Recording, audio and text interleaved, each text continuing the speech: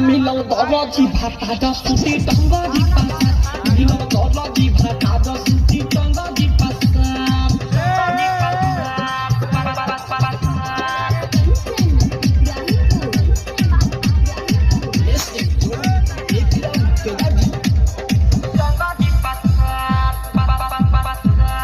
button वाला चोली कबो हुक वाला पहनी दे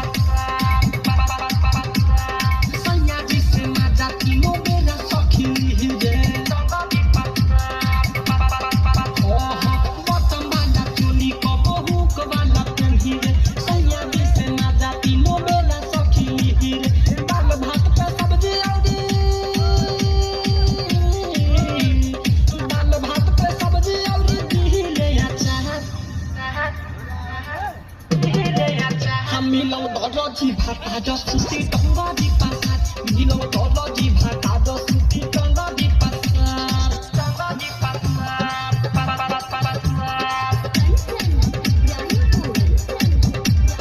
presented by Ma Gayatri Sri दिन में ड्यूटी बाहर करे रात में करे घरे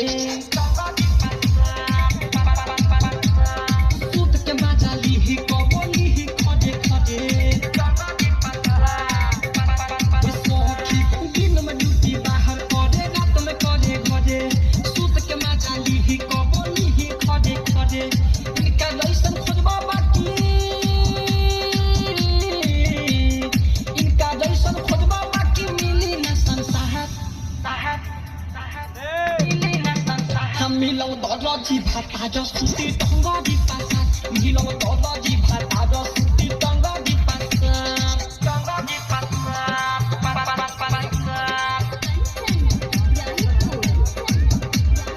music by